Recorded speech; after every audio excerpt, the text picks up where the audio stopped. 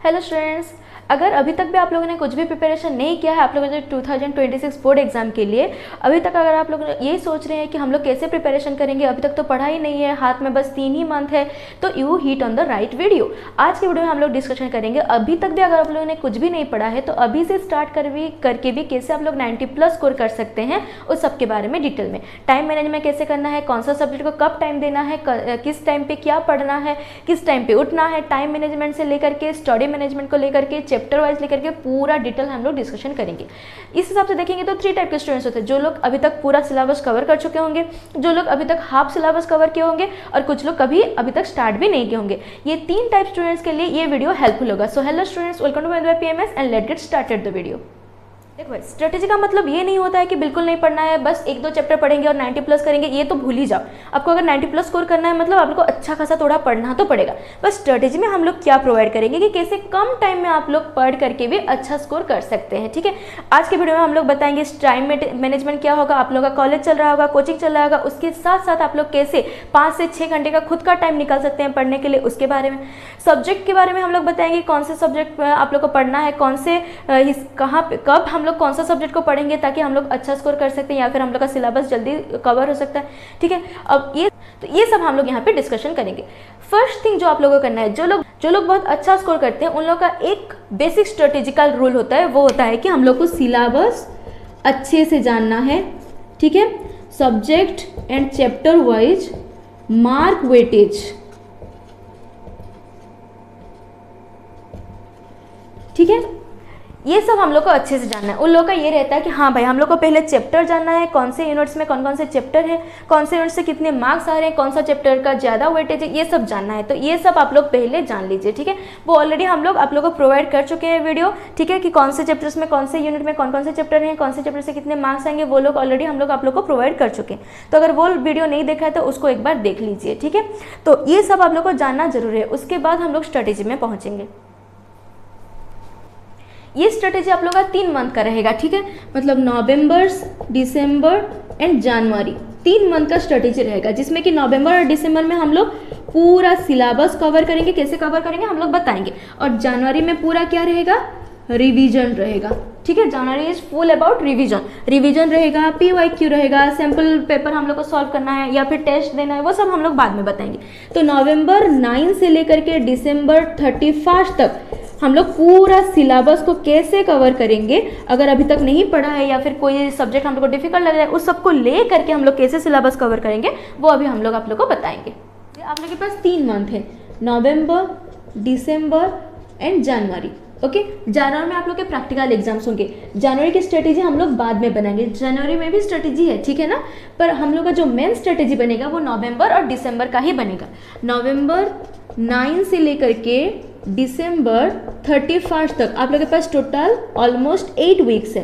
तो हम लोग का जो स्ट्रेटेजी बनेगा ये 8 वीक स्ट्रेटेजी बनेगा। ठीक है, अगर इस हिसाब से आप लोग जिस हिसाब से आप लोग को बताया जा रहा है एग्जैक्ट वैसा ही अगर आप लोग पढ़ेंगे तो आप लोग का इजीली पूरा सिलेबस भी कवर हो जाएगा, सारे सब्जेक्ट भी कवर हो जाएंगे और मार्क्स भी आप लोग का बहुत अच्छा आएगा। ठीक, तो ये एक 8 वीक स्ट्रेटेजी रहेगा। ठीक, total 1st, 2nd, 3rd, 4th, 5th, 6th, 7th, 8 week की जो स्ट्रेटेजी बनेगा इसी के ऊपर हम लोग वर्क करेंगे। ओके, ये जो स्ट्रेटेजी मैं अभी बता रही हूँ इसके लिए कॉपी पेन ले करके बैठिए। ठीक है, तो फर्स्ट आप लोग को क्या करना है, strong and weak 2 part divide कर लेना है।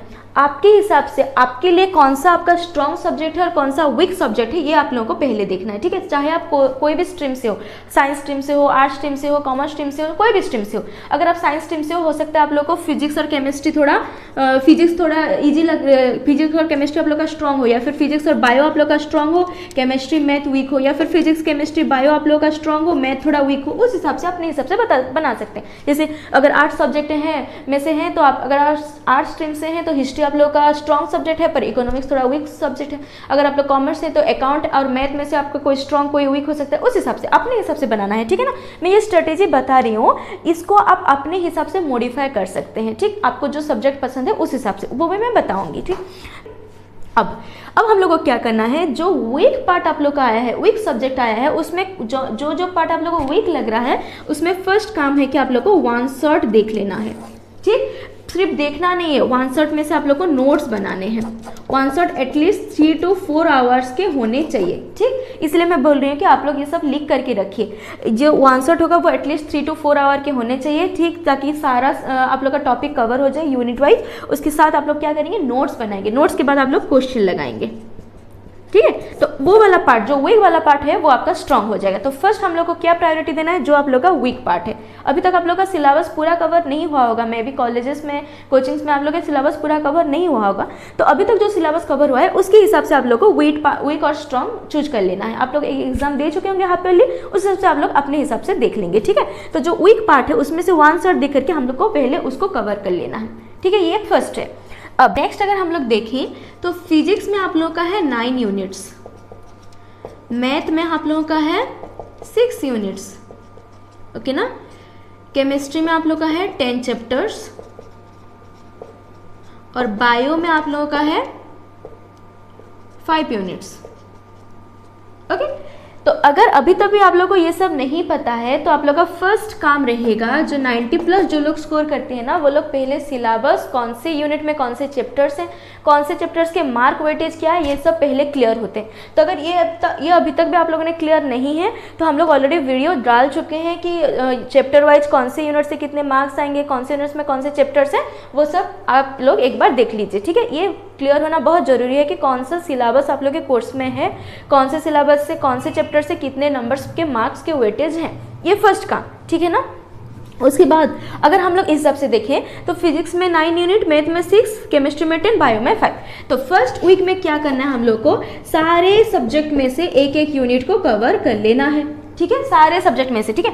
मैं सारे सब्जेक्ट बोल रही हूँ, मतलब आप लोग का अगर इंग्लिश और अल्टरनेटिव में अगर ओडिया, हिंदी, संस्कृत जो भी है आप लोग का, उस हिसाब से वो चैप्टर्स भी आप लोग यहाँ पे इंक्लूड कर लेंगे, ठीक। तो फर्स्ट वीक में क्या होगा, सारे सब्जेक्ट का आप लोग का एक एक यूनिट को कवर कर लेना है, जो आप लोग ऑलरेडी सिलेबस पढ़ चुके होंगे उसको रिवाइज करना है, ठीक है। और इस हिसाब से रिवाइज करना है ताकि आप लोग को उसको दोबारा जब पढ़ें तो बस ऊपर ऊपर से देख लेंगे तो हो जाएगा, ठीक। तो फर्स्ट आप लोग को क्या करना है कि ये जो सारे सब्जेक्ट हैं उसमें से फर्स्ट वीक में आप लोग को कवर कर लेना है फर्स्ट यूनिट। सेकेंड वीक में आएंगे, फिर नेक्स्ट चैप्टर को हम लोग कवर करेंगे नेक्स्ट यूनिट में। जैसे कि अगर मैथमेटिक्स की बात करें तो मैथमेटिक्स में एक यूनिट है LPP, लीनियर प्रोग्रामिंग प्रॉब्लम।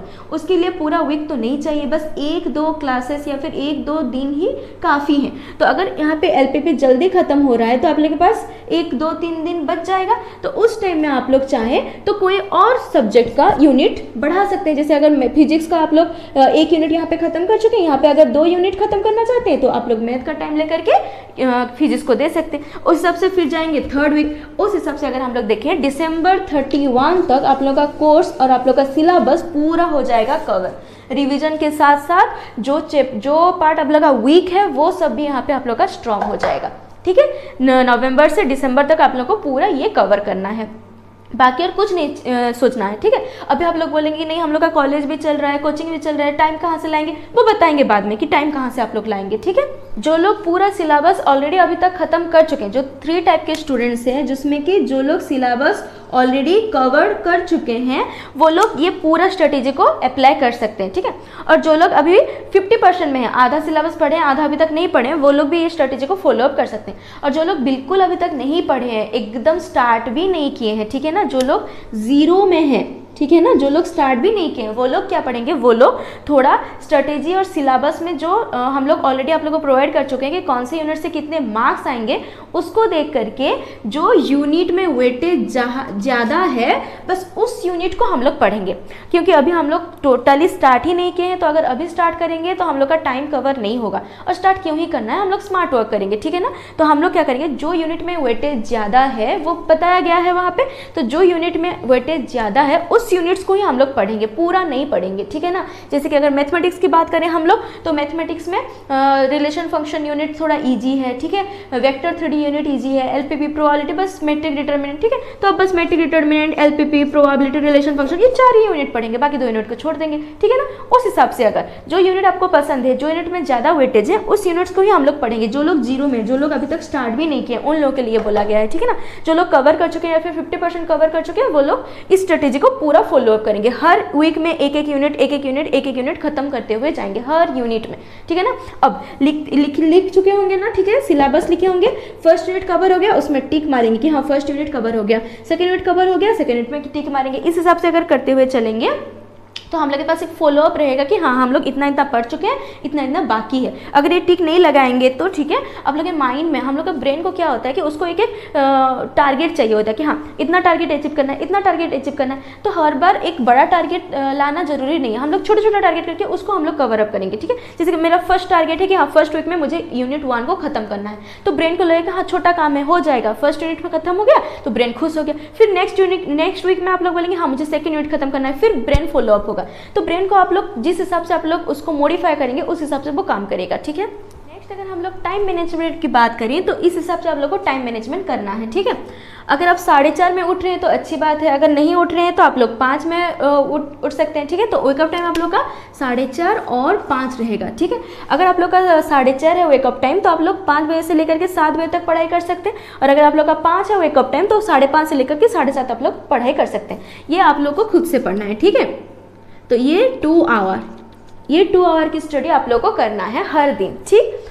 अभी आप लोग का कॉलेज चल रहा होगा तो 8 से लेकर के 2 बजे तक आप लोग का कॉलेज टाइम रहता है। ये मैं मैक्सिमम जहाँ पे रहता है उस हिसाब से टाइम ले रही हूँ। अगर आप लोग का टाइम कुछ और है तो उस हिसाब से आप लोग इसको मॉडिफाई कर सकते हैं, ठीक है। तो अब तक कॉलेज टाइम चला गया। अब 2 में आने के बाद, कॉलेज से आने के बाद थोड़ा बहुत आप लोग खाना बना करके थोड़ा रिलैक्स करेंगे। उसके बाद आप लोग 2:30 बजे से पढ़ना शुरू करेंगे 4 बजे तक, ठीक है ना। अगर बोलेंगे नहीं हम लोग को दोपहर में सोना है, आप लोग को बोर्ड एग्जाम देना है, अब सोना वोना नहीं है दोपहर में, तो दोपहर में सोना वोना को आप लोग भूल जाइए, ठीक है। तो इस टाइम में जो पढ़ना है आप लोग कैलकुलेटिव पढ़ सकते हैं, या फिर जो सब्जेक्ट आपको पसंद है उस हिसाब से पढ़ सकते हैं। इस टाइम में आप लोग टोटली थ्योरी सब्जेक्ट को नहीं पकड़ेंगे, जैसे कि केमिस्ट्री हो गया, या फिर इंग्लिश हो गया, या फिर ओडिया, या फिर हिंदी, संस्कृत, जो भी आप लोग का थ्योरी सब्जेक्ट, अगर आप साइंस स्ट्रीम से हैं उस हिसाब से, अगर आप लोग कॉमर्स स्ट्रीम से हैं या फिर आर्ट्स स्ट्रीम से हैं तो इस टाइम में आप लोग थोड़ा कैलकुलेटिव लेंगे। क्यों? क्योंकि अगर आप लोग आराम से मैं थ्योरी सब्जेक्ट लूँगी करके ऐसे अगर लेट करके आप लोग पढ़ रहे हैं तो सोना ही सोना है, उसमें कोई नहीं बचा सकता आपको, ठीक है ना। तो इसीलिए क्या बोल रहे हैं कि इस टाइम में आप लोग क्या करेंगे, कैलकुलेटिव सब्जेक्ट लेंगे, ठीक है। साइंस स्ट्रीम से हैं तो आप लोग चाहे तो मैथ फिजिक्स ले सकते हैं, या फिर केमिस्ट्री भी ले सकते हैं। बायो नहीं लेना है इस टाइम में, बायो लेंगे तो बस सो ही जाएंगे, ठीक। तो ये स्टडी टाइम जो है 1.5 घंटे का, ठीक है। यहाँ पे आप लोग का स्टडी टाइम क्या बना, 1.5 घंटे का। ये सब खुद के स्टडी टाइम है, कॉलेज कोचिंग को छोड़ के। उसके बाद अगर आप लोग कोचिंग सेंटर जा रहे हैं, या फिर ट्यूशन पढ़ रहे हैं, या फिर ऑनलाइन क्लासेस ले रहे हैं, जिस तरीके से भी कर रहे हैं, वो मोस्ट प्रोबेबली 4:30 से लेकर के 7:30 तक होता है, ठीक है ना। या फिर अगर आप लोग का 4 से 7 होता है तो उस हिसाब से आप इसको थोड़ा टाइम मैनेज कर सकते हैं। तो 4:30 से अगर 7:30 होता है तो ठीक है, कोचिंग टाइम वहाँ पे गया।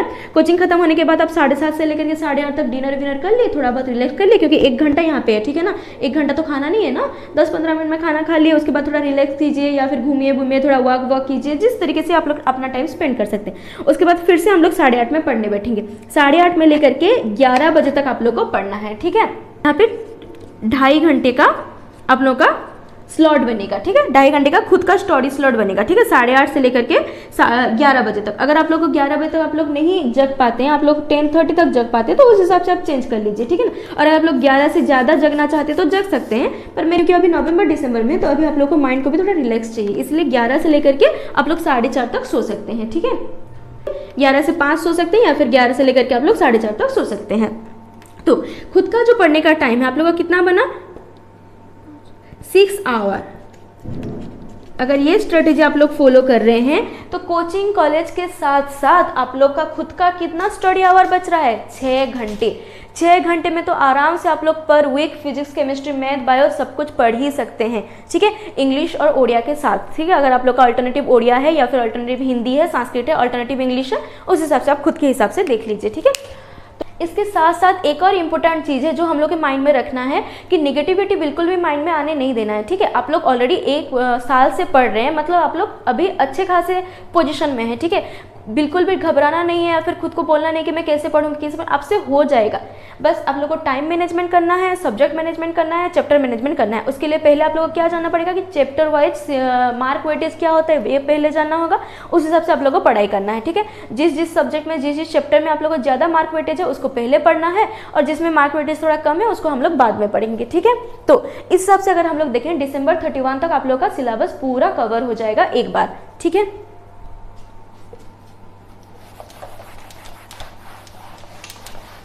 इसको आप लोग लिख लीजिए अपने कॉपी पेन में, या फिर चाहे तो आप लोग स्क्रीनशॉट भी ले सकते हैं।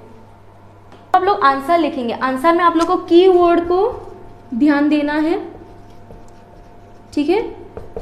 हमेशा ट्राई कीजिए, कीवर्ड्स को ध्यान देना है, उसको थोड़ा अंडरलाइन करके रखिए, क्योंकि जो लोग कॉपी चेक करेंगे वो लोग पूरा पूरा नहीं पढ़ेंगे, वो लोग देखेंगे कीवर्ड है या नहीं है, इसलिए कीवर्ड्स को जरूर लिखिए, ठीक है। फिजिक्स, केमिस्ट्री, बायो में कीवर्ड्स बहुत इंपॉर्टेंट है, मैथ में तो सारा कुछ ही कीवर्ड्स है, उसमें कोई प्रॉब्लम ही नहीं है। इंग्लिश हो गया या फिर आप लोग का जो अल्टरनेटिव सब्जेक्ट होगा वो हो गया, उस सब में कीवर्ड्स को जरूर मार्क कीजिए। आर्ट्स स्ट्रीम से हैं या फिर कॉमर्स स्ट्रीम से, जो भी स्ट्रीम से हैं आप लोग कीवर्ड्स को जरूर मार्क कीजिए। नेक्स्ट जो लॉन्ग क्वेश्चन होगा ट्राई कीजिएगा उसको पॉइंट्स में लिखने के लिए, क्योंकि पॉइंट्स में लिखने से मार्क्स ज़्यादा ही आते हैं, ठीक है। मैं पर्सनल एक्सपीरियंस पे बोल रही हूँ कि जो पॉइंट्स में लिखने से मार्क्स क्या होते हैं, ज़्यादा आते हैं, ठीक है। तो ये हो गया दिसंबर तक खत्म। तो जनवरी में क्या बनेगा, जनवरी के लिए हम लोग का स्ट्रेटेजी बनेगा सैम्पल स्पेस आप लोग को सैम्पल पेपर सॉल्व करना है, PYQ सॉल्व करने हैं, एटलीस्ट 8 to 9 ईयर्स के आप लोग को PYQ को सॉल्व करना है, ठीक है। और आप लोग का जो सैम्पल पेपर में मॉक टेस्ट रहता है उसको कवर करना है, टेस्ट, ठीक है। ये 3 चीज़ आप लोग को जनवरी में करना है, ठीक। सैम्पल पेपर को सॉल्व करना है, PYQ को सॉल्व करना है और टेस्ट देना है, सारे सब्जेक्ट्स के आप लोग को करना ही करना है। और जनवरी में आप लोग का प्रैक्टिकल एग्जाम हो जाएगा, तो प्रैक्टिकल के लिए भी हम लोग बाद में आप लोग को वीडियो प्रोवाइड कर लेंगे, ठीक है। तो ये चीज़ आप लोग को जनवरी में करना है। अगर ये जो 3 मंथ की हम लोग स्ट्रेटेजी आप लोग को प्रोवाइड कर रहे हैं, अगर इस हिसाब से आप लोग वर्क करते हैं और डेडिकेटेडली वर्क करते हैं, ठीक है, बिना चीटिंग किए, तो गारंटी आप लोग 90+ स्कोर आराम से कर सकते हैं, ठीक है। हम लोग पहले ही बता चुके थे मैथमेटिक्स में कैसे 90+ स्कोर कर सकते हैं आप लोग, चैप्टर वाइज वेटेज कैसे लाना है, ये सब हम लोग आप लोग को बता चुके हैं, ठीक। तो आई होप ये स्ट्रेटेजी वीडियो आप लोग को हेल्पफुल हुआ होगा। अगर ये हेल्पफुल है तो आप लोग के फ्रेंड्स के साथ जरूर शेयर कीजिए, इसको जरूर आप लोग फॉलोअप कीजिए। और अगर आप लोग कह रहे हैं कि हाँ हम लोग फॉलोअप करेंगे, तो अभी मुझे कमेंट सेक्शन में जरूर बताइए कि येस मैम हम लोग ये फॉलोअप करेंगे, हम लोग इस स्ट्रेटेजी को सीरियसली लेंगे और हम लोग इस तरीके से पढ़ाई करेंगे। और श्योर आप लोग 90+ स्कोर कर ही सकते हैं, ठीक है। इसके अलावा अगर कोई पर्टिकुलर चैप्टर में आप लोग को स्ट्रेटेजी वीडियो चाहिए तो वो लोग आप लोग मुझे कमेंट सेक्शन में बता सकते हैं, वो वीडियो भी हम लोग जरूर लाएंगे। So that is it for today, all the very best for your exam and thanks for watching.